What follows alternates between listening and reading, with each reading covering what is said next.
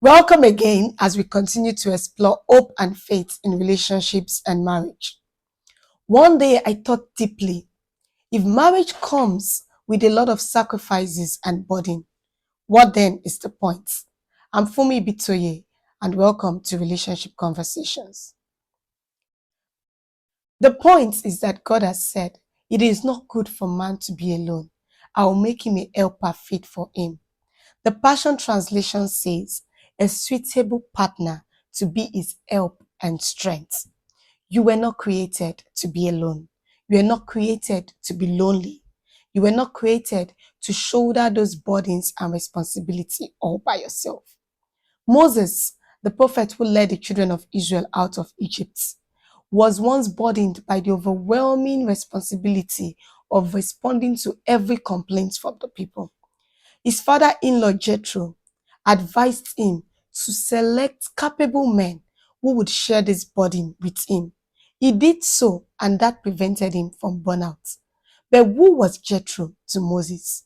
He was his father-in-law, which means that if Moses was not married to Jethro's daughter, he would not have enjoyed that sustained relationship that would later in life give him the advice that preserved him from losing his life or his strength. God does not want you to burn out. He wants you to last. And he has already made a companion for you. He's not just thinking about it. He's not just starting to prepare it. From the moment that you were born, he knew that a time would come when you will need someone else to partner with you for you to continue to do the things that he wants you to do. And so he has made that person. He is preparing that person just as he was preparing you all these years. You have the power then to name the relationships in your life. We see in the Garden of Eden that God brought all the things he had made to Adam, and whatsoever Adam named them became their name. We still continue to name things in our lives today. And whatever you name them is what they will become. The relationships around you. Some of you have named people friends, acquaintances, lovers, wife, husband. You determine the name. And God respects the name that you give that person. What have you named the people around you? Have you named that person your colleague when he has a potential to be more? Because sometimes you're in the workplace, but you're not there just for work. Maybe you are in that office to find your better half.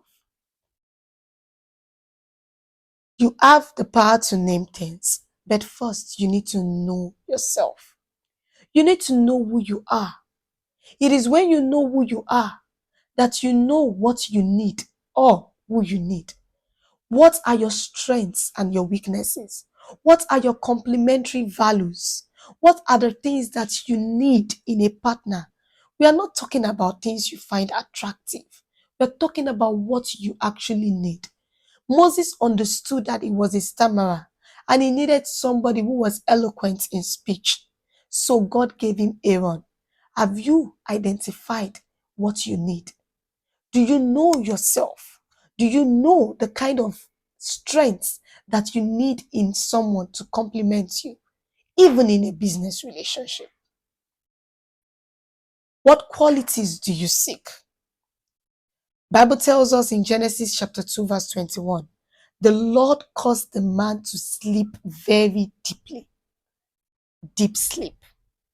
Deep sleep refreshes. Here's an excerpt from my book. You need to be refreshed.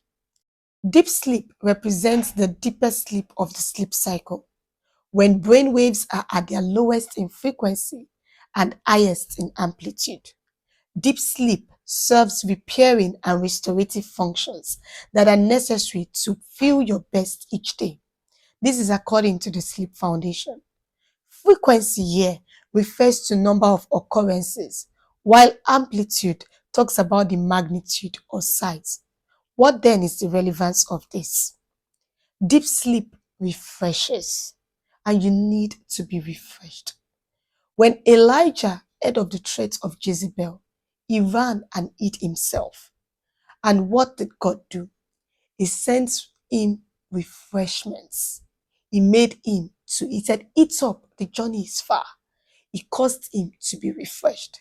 When Hagar left the house of Abraham and she got to a place where she was tired and burnt out, the angel opened her eyes to see a well so that she could get refreshed.